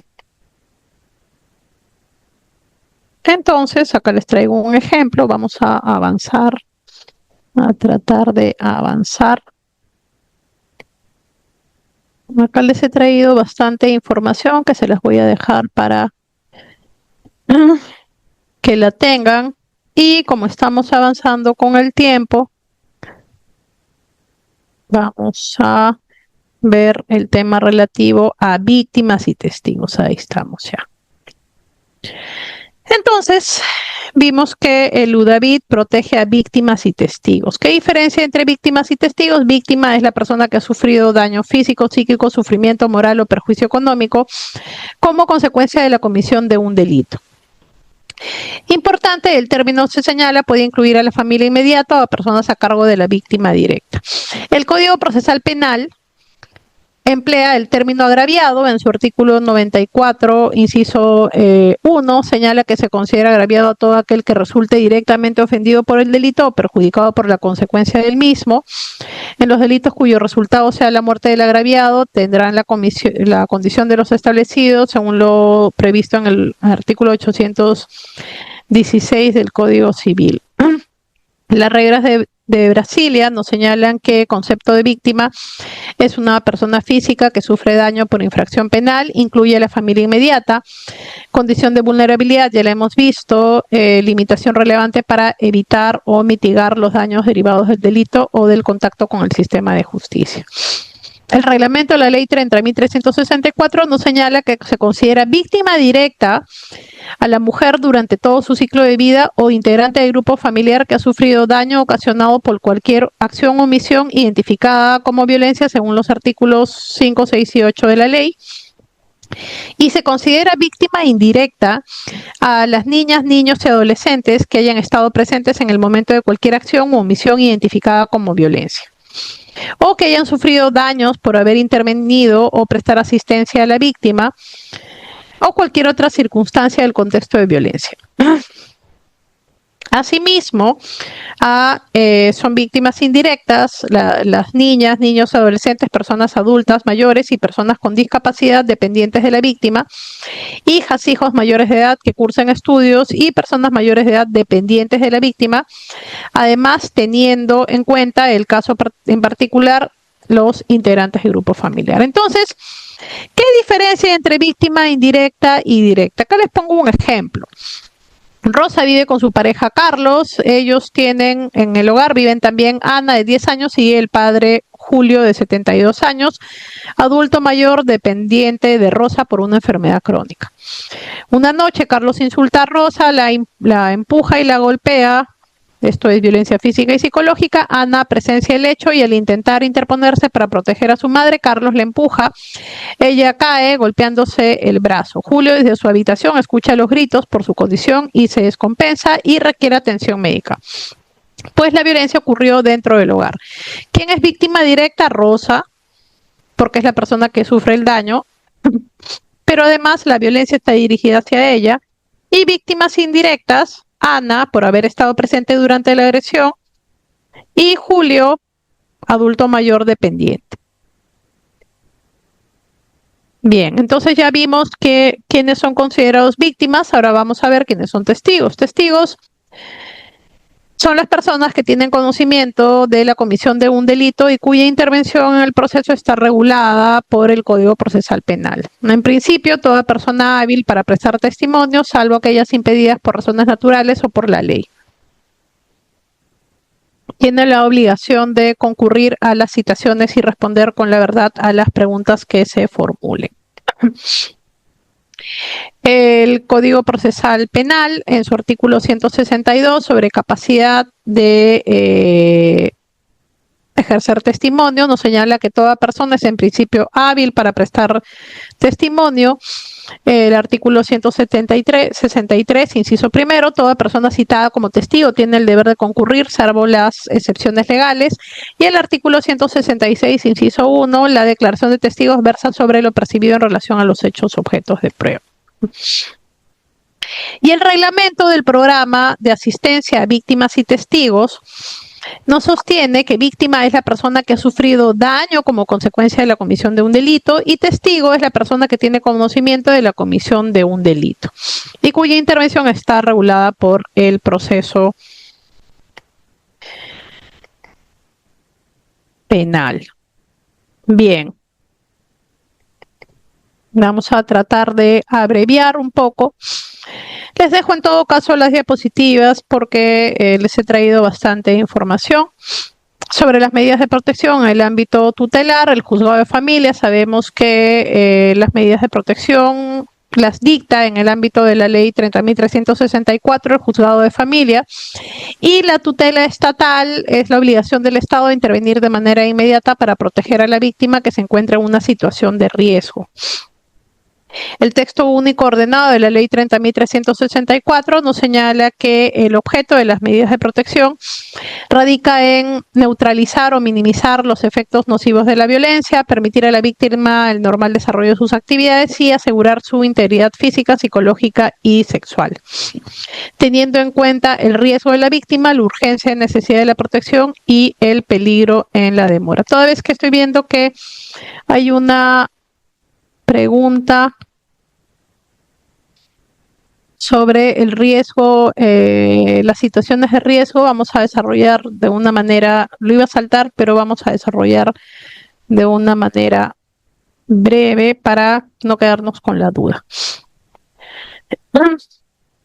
Bien, entre las medidas de protección, retiro del agresor, impedimento de acercamiento, prohibición de comunicación, prohibición de derecho de tenencia y porte de armas, inventario de bienes, etcétera, ¿no? Criterios para dictar medidas de protección, los resultados de la ficha de valoración de riesgo, antecedentes penales o antecedentes policiales o sentencias, relación entre la víctima y victimario, diferencia de edades, discapacidad, situación económica y social. Bien, vamos al tema relativo al riesgo, que es lo que nos preguntaban los doctores, por acá lo tengo desarrollado en relación a las medidas. Niveles de riesgo. La resolución, el protocolo de otorgamiento para medidas de protección y cautelares en el marco de la ley 30.364 del Poder Judicial, aprobado por resolución administrativa del Consejo Ejecutivo número 71 del 2022, además de los enfoques, nos habla de los niveles de riesgo. Toda vez que esta es una de las preguntas que nos estaba realizando el doctor Víctor. Y nos señala que riesgo severo, de manera en relación a los niveles de riesgo, A manera referencial para la determinación del nivel de riesgo leve, moderado o severo, a partir de los elementos señalados se debe considerar que el riesgo severo corresponde cuando se determina que existe alta probabilidad de recurrencia del hecho, el impacto podría ser alto, existen escasos factores protectores y el tiempo de ocurrencia del hecho es corto. Riesgo moderado cuando se determina que existe una baja probabilidad de recurrencia del hecho, el impacto podría ser alto. Se identifican algunos factores protectores y el tiempo de ocurrencia es de mediano o largo plazo. Y el riesgo leve cuando se determina que existe una baja probabilidad de recurrencia del hecho y el bajo impacto del hecho, así como existen factores protectores y el tiempo de ocurrencia del hecho es largo. ¿Cómo identificar los factores de riesgo? Nos señalan los ejes para la identificación de factores de riesgo de la víctima. Esto es que se relacionan con la peligrosidad de la persona agresora y la situación de vulnerabilidad de la víctima, la peligrosidad de la persona agresora, la existencia de antecedentes policiales o sentencias, el hecho de que cuente con medidas de protección. Esto es importante porque el hecho de que la persona cuente con medidas de protección nos permite hacer ver que en efecto es una situación de alto riesgo si la vuelve a agredir, ¿no? Por ello es importante que en estos escenarios, bueno, yo particularmente no estoy de acuerdo con la interpretación que se le da al artículo 122b y al artículo 368 como concurso aparente de normas a favor del artículo 122b, porque ello no permite, en los casos de flagrancia y riesgo alto, solicitar una prisión preventiva en atención a que si se subsuma en el artículo 122b no se supera los 5 años de pena privativa de libertad para poder solicitar prisión preventiva conforme a los términos del artículo 268 del Código Penal, ¿no?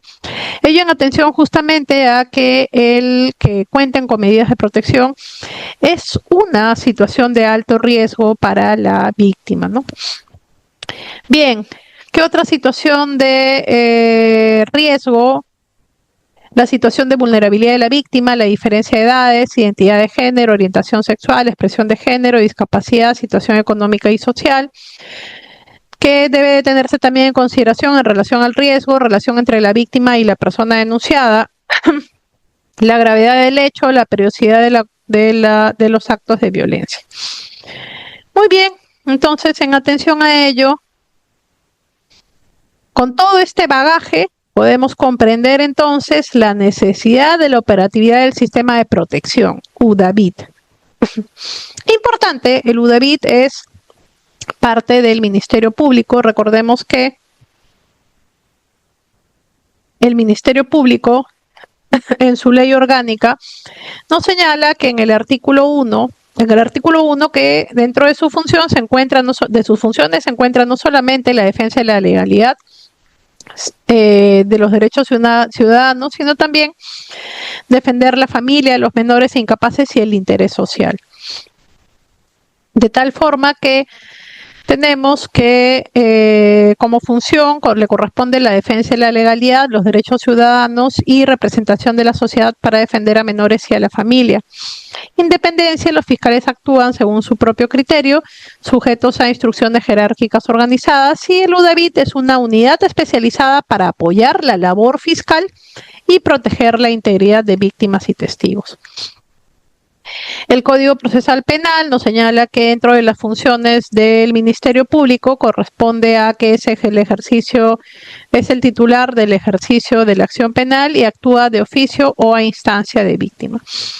De tal forma que la unidad de asistencia a víctimas y testigos es una unidad del Ministerio Público cuya finalidad es apoyar a la labor fiscal a través de los equipos multidisciplinarios, evitar que los testimonios sufran interferencias por factores de riesgo ajenos a su voluntad. Ya comprendimos por qué se justifica la intervención del UDAVIT. Proteger la vida, integridad física y emocional, libertad y bienes de los beneficiarios en riesgo.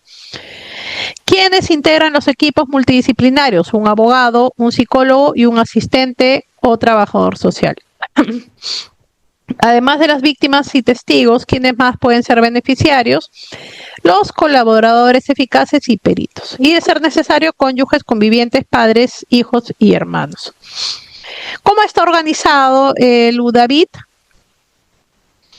Una unidad central de protección, asistencia UCAVIT, 39 unidades distritales de protección y asistencia UDAVIT, 34 ubicadas en los distritos fiscales a nivel nacional, de tal forma que corresponden a 122 unidades de protección y asistencia inmediata UIVIT. ¿Qué servicios ofrece? Asistencia legal para que se conozcan los derechos durante la investigación o proceso penal y se esté orientado para participar en las diligencias fiscales. Asistencia psicológica para recibir el soporte psicológico, ya vimos por qué es necesario en los contextos coercitivos, para que se puedan enfrentar las consecuencias emocionales del delito o del proceso penal, y la asistencia social para evaluar la situación familiar o socioeconómica, y ello servirá para la aplicación adecuada de las medidas de protección que ya le hemos tratado. Además, supervisión de las medidas de protección que dicten los fiscales a cargo de los casos. Importante, el abogado de la unidad no está autorizado para ejercer patrocinio a favor de las víctimas, pero sí puede hacer coordinaciones con el abogado, ¿no? Ese patrocinio lo hace el Centro de Emergencia Mujer. Bien, para abreviar un poco, ¿cómo es atendido por el programa de protección de asistencia a víctimas y testigos? La atención puede ser solicitada por el fiscal o a solicitud de la misma persona usuaria. Una vez autorizada, se derivará a una unidad de protección y asistencia donde se firma un acta de compromiso, y dentro del programa se es atendido por un abogado, un psicólogo o un trabajador social de acuerdo a lo dispuesto por el fiscal. Entonces tenemos la estructura del programa de protección y asistencia. El abogado brinda asistencia legal para que la víctima conozca sus derechos. Ojo, no ejerce patrocinio directo, pero coordina con el fiscal. El psicólogo ofrece soporte para enfrentar las consecuencias emocionales del delito y del proceso penal. Y el trabajador social evalúa la situación familiar o socioeconómica para la aplicación de medidas de protección. Y esto se plasma en el reglamento del programa de asistencia a víctimas y testigos, aprobado mediante resolución de Fiscalía de la Nación 1558 del año 2008 y sus actualizaciones. Vemos entonces que se establecen 3 áreas fundamentales de intervención: la asistencia legal, la asistencia psicológica y la asistencia social. En su artículo 6 se nos desarrolla la definición del programa, que corresponde especialmente a la finalidad esencial de apoyar la labor fiscal. Ello en cuanto a las medidas que ya hemos visto de asistencia legal, psicológica y social, cautelando que los testimonios o aportes no sufran interferencia o se desvanezcan por factores de riesgo ajenos a su voluntad, que en el marco de la ley 30.364 vemos que evidentemente se hace necesario. Así como supervisar la ejecución de las medidas de protección, el concepto de víctima, ya lo hemos visto, y también el concepto de testigo. Las unidades y programas del programa vemos que consta de una unidad central, unidades distritales en cada distrito judicial y unidades de asistencia inmediata, que ya la hemos visto.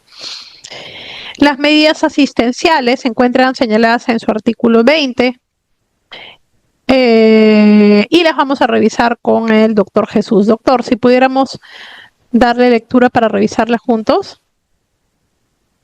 Sí, doctora, ¿con qué nombre sale, por favor? Sí, el doctor iPad de Jesús. Listo, doctora. Ya le di paso. Gracias. Gracias, doctor Jesús. Artículo 20. Medidas asistenciales. Las medidas que brinda el programa de asistencia a las víctimas y testigos son las siguientes. A. Asistencia legal.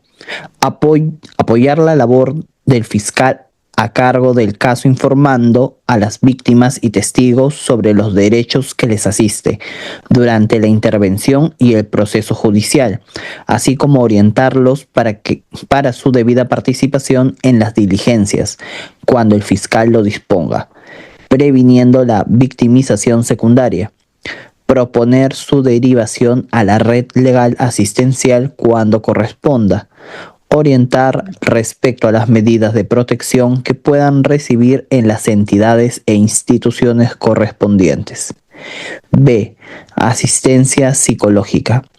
Apoyar la labor del fiscal a cargo del caso, proporcionando a la víctima y testigo el soporte psicológico adecuado, que los ayude a enfrentar las consecuencias emocionales del delito y aquellas perturbaciones generadas por las actuaciones procesales en las que deba intervenir, posibilitando así un testimonio idóneo. C. Asistencia social. Apoyar la labor del fiscal a cargo del caso, evaluando la situación familiar y socioeconómica de la víctima y testigo. El informe social permite verificar la veracidad de la información, organizar y aplicar adecuadamente las medidas de asistencia dispuestas y, cuando corresponda, proponer la derivación de la atención a las entidades e instituciones correspondientes. Muchas gracias, doctor Jesús. Entonces, acabamos de revisar cuáles son las medidas asistenciales. Vemos que dentro de las medidas asistenciales tenemos la asistencia legal, y dentro de la asistencia legal, ¿qué es lo que se nos señala? Prevenir la victimización secundaria, que ya revisamos en qué consiste y por qué es importante prevenirla. Además, vimos la importancia del apoyo a la labor fiscal con la asistencia psicológica. Y esto a efectos de poder brindarle el soporte psicológico adecuado para ayudarle a enfrentar las consecuencias emocionales del delito. Evidentemente, hemos comprendido por qué los contextos coercitivos terminan teniendo una merma significativa en la estabilidad emocional de las víctimas. Por lo que corresponde, evidentemente, en estos escenarios, la asistencia psicológica. Ya sabemos por qué. Y una asistencia social. Evaluar la situación familiar y socioeconómica de la víctima y el testigo.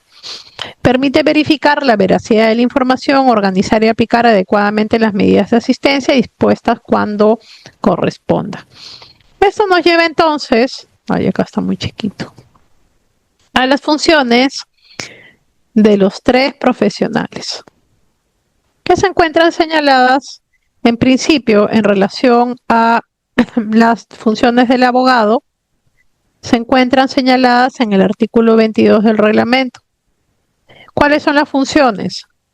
Informar sobre los derechos de las víctimas y testigos, orientarlas para una adecuada participación, orientar a las víctimas cuando el fiscal lo disponga para su participación en las diligencias, familiarizar a las víctimas y testigos con los ambientes judiciales, orientarlas en relación a las medidas de protección que ya hemos revisado, informar sobre el estado procesal de sus casos, así como emitir sus informes técnicos.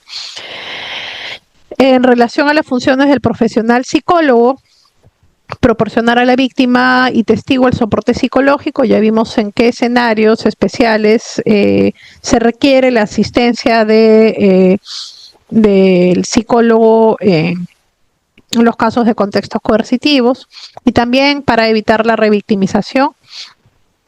Proponer la transferencia de los beneficiarios a las redes establecidas, expedir informes psicológicos, así como brindar terapias individuales o grupales de acuerdo con la naturaleza del delito y circunstancias del hecho cometido, remitir los informes correspondientes a través del coordinador.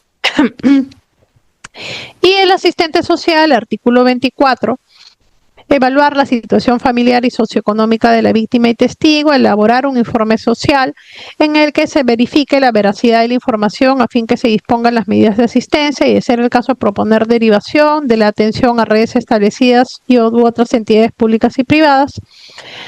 Evaluar a los beneficiarios en situación de extrema pobreza para la exoneración de los pagos de ser necesario. Entonces, veamos, por ejemplo, un caso sobre ejemplo el rol del equipo multidisciplinario UDAVIT. Una mujer denuncia a su conviviente por lesiones graves. El fiscal deriva el caso a la Unidad Central de Asistencia de Víctimas y Testigos. El abogado de UDAVIT, las unidades distritales de asistencia a víctimas y testigos, le explica que tiene derecho a la reserva de su identidad y que puede asignársele un código único para que su nombre no aparezca en los documentos policiales. El psicólogo de UDAVIT trabaja con ella para que pueda enfrentar la ansiedad de la audiencia sin que su testimonio se desvanezca por el miedo. El trabajador social de UDAVIT evalúa si ella tiene redes de apoyo. Al descubrir que el agresor vive frente a ella, recomienda al fiscal una medida de protección de cambio de residencia o refugio temporal. Entonces, así es como trabaja el rol del equipo multidisciplinario de UDAVIT en, ejemplo, un caso en el marco de la ley 30.364.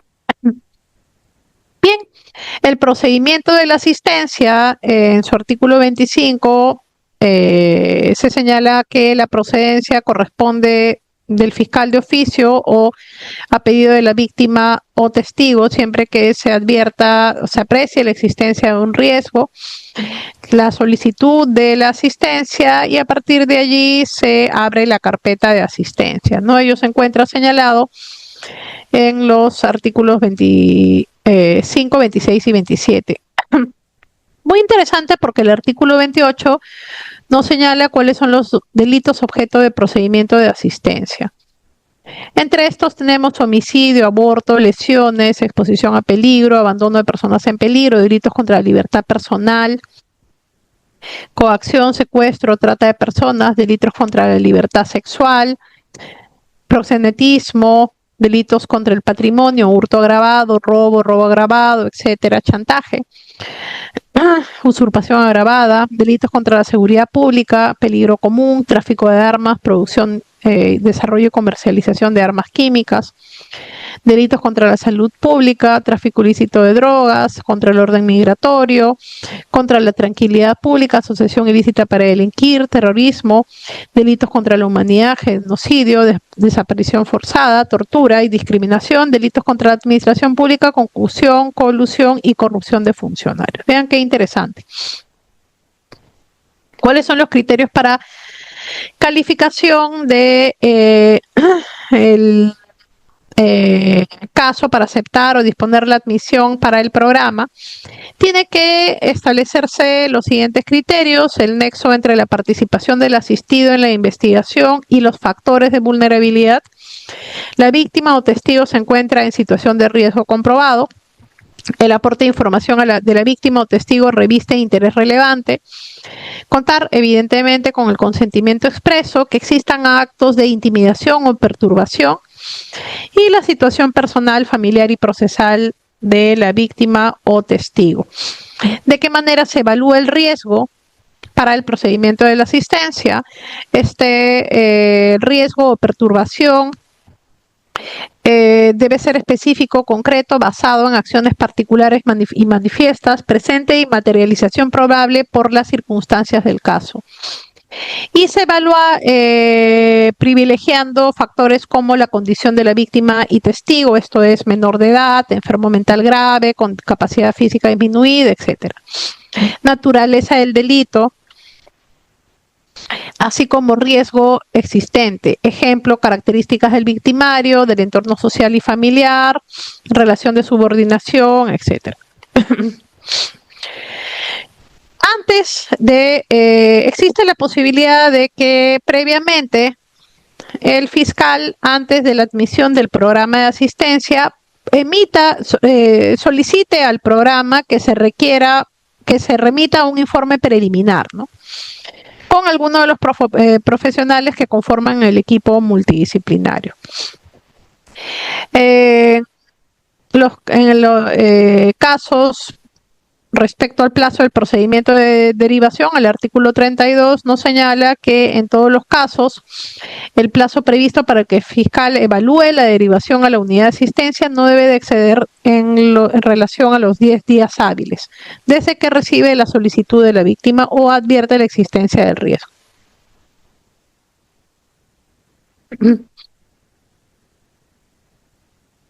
Esto lo acabamos de ver, así que lo borro. Importante también, si es que hablamos de medidas de protección, y con esto ya cierro, señalar también que el Código Procesal Penal prevé medidas de protección dentro del proceso penal, se encuentran establecidas y que las dicta el juzgado penal. Se encuentran establecidas en el Código Procesal Penal. Dentro del artículo 247 nos señala las personas destinatarias de las medidas de protección que son aplicables a los testigos, peritos, agraviados, agentes especiales y colaboradores. El artículo 248 nos señala que el fiscal o juez, según el caso, apreciadas las circunstancias previstas en el artículo anterior, de oficio o instancia de parte, adoptará, en caso, según el grado de riesgo o peligro, las medidas necesarias para preservar la identidad del protegido, su domicilio, profesión y lugar de trabajo.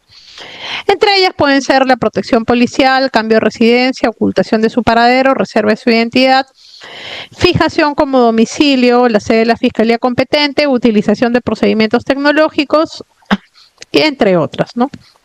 Esto a efectos de complementar con lo que hemos desarrollado. Y por último, para que no quedarnos acá, les dejo más información para complementar y profundizar.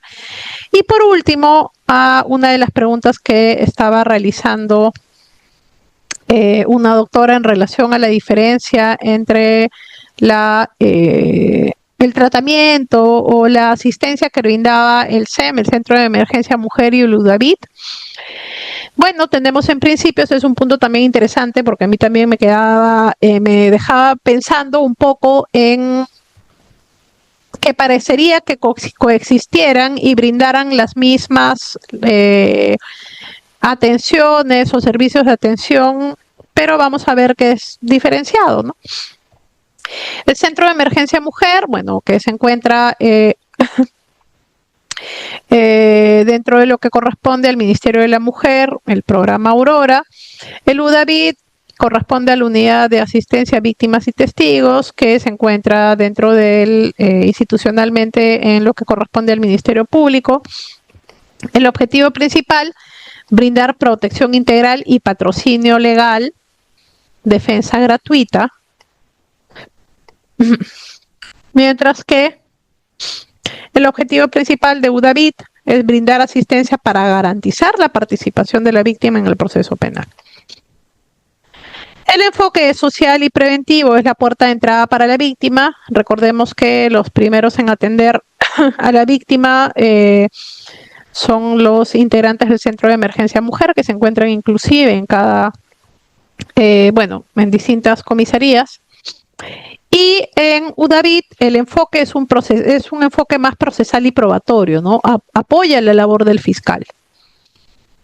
Veamos las diferencias, ¿no? Un poco como para poder ver cuáles son los escenarios diferentes. En cuanto a la defensa legal, el abogado del CEM puede ser el abogado defensor de la víctima en todo el juicio, en todo el proceso. Mientras que hemos visto que el abogado de David solamente brinda orientación legal, pero no suele litigar como defensa privada. Bien, doctores, nos ha ganado el tiempo. Voy a dejar el espacio para las preguntas. Yo espero que la información que les he compartido les sea de utilidad, y si tienen alguna pregunta, yo encantada. Muchas gracias. Muchas gracias a usted, doctora, y a cada uno de nuestros participantes que aún están en sala de clase. En estos momentos vamos a la ronda de preguntas por audio, claro, relacionadas al tema, ningún caso particular, por favor, estamos en una conferencia profesional. Y segundo, que con cámara activa, y les doy el pase al audio. Adelante, Jefferson, muy buenas noches. Muy buenas noches, doctor Rieder, muy buenas noches, doctora Sofía. Bueno, agradecer en verdad por una excelente ponencia.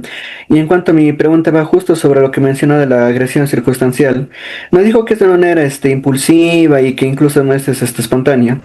Pero en esos casos, como por ejemplo ya sea por una cachetada, un empujón o incluso un insulto, ¿se debería poner en cuenta ahí medidas de protección o se debería llevar en un proceso de faltas o un proceso de violencia familiar? Eso quisiera que me pudiera esclarecer, doctora. Muchas gracias. Muchas gracias, doctor Povis, por la pregunta que me da un espacio para poder profundizar un poco sobre esta propuesta que estoy haciendo, ¿no? En relación a la agresión, ¿qué es lo que sucede? Para poder comprender la gravedad del fenómeno criminal es que lo que se ha logrado es diferenciar escenarios para que exista una respuesta punitiva diferenciada. Es decir, lo que se propone es que en las situaciones de agresión circunstancial en la que no exista bajo un escenario criminógeno en la agresión circunstancial, el único bien jurídico afectado sería la salud individual. Entonces, si es el único bien jurídico afectado, la salud individual, y es una lesión mínima, correspondería una consecuencia jurídica punitiva de faltas contra la persona, ¿no? Esto es lo que se propone. ¿Por qué? Pues porque de una forma amplia se está interpretando la ley 30.364 señalando relación de responsabilidad, confianza y poder, se subsuma en el artículo 122 y se termina criminalizando las agresiones circunstanciales y teniendo una respuesta punitiva. ¿Por qué? Porque se señala que si se realiza en una relación de responsabilidad, confianza y poder, vamos a ver que todas las relaciones familiares se desarrollan en una relación de confianza. Entonces, encaja en el artículo 6º y, por tanto, bajo una interpretación sistemática, se subsuma en el artículo 122b. Entonces, la propuesta es que las agresiones circunstanciales sean subsumidas como falta contra la persona y se brinde un espacio restaurativo y terapéutico a estas familias que no merecen una respuesta punitiva intensa, sino más bien un escenario de respuesta diferenciada, esto es, se restablezcan los lazos familiares. Esto en relación a la respuesta punitiva en el escenario de agresión circunstancial. Ojo que la respuesta del ámbito del proceso penal es distinta que aquella que se da en el ámbito tuitivo, porque en el ámbito tutelar ya no se evalúa solo el escenario criminógeno, sino se evalúa el escenario de riesgo. Entonces, lo que se está proponiendo es, primero, hay que diferenciar los escenarios para tener una respuesta penal. Pero por otro lado, hay que tener en consideración estos escenarios para el ámbito tutelar y la situación de riesgo. Evidentemente, si yo estoy ante un contexto coercitivo en el que la víctima está sometida y su voluntad está constreñida, de tal manera que en el momento en el que la víctima no obedezca al agresor, este va a reaccionar, está en una situación de riesgo alto. En las situaciones de agresión circunstancial, tengo que evaluar si es que la víctima está en una situación de riesgo, pero evidentemente una agresión circunstancial no va a tener una situación de riesgo similar pues a un contexto coercitivo, ¿no? Entonces, evidentemente, yo considero que bajo estos escenarios el contexto coercitivo implica sí una situación de riesgo grave, ¿no? No es el mismo que la agresión circunstancial, que son situaciones impulsivas, ¿no? Muchas gracias, doctor Povis, por la pregunta. Muchas gracias, doctora. Claudia nos dice, deseo hacer una pregunta, pero yo informé. Cámaras activas, debidamente sentados, nombres completos y doy pase al audio. Si no, no hay pase. Creo, Rafael, si tiene alguna pregunta, realicen en estos momentos. A ver, tengo Claudia Silva, pero estás en cámara, no puedo dar pase. ¿Quedó claro? Leticia nos dice, muy bien, gracias, doctora. Ya, aquí tengo una pregunta por el chat de Víctor. Nos dice, doctora, buenas noches. Le agradecería si puede indicarnos la base legal que señale el procedimiento para determinar un hecho de riesgo severo, moderado y leve. Gracias.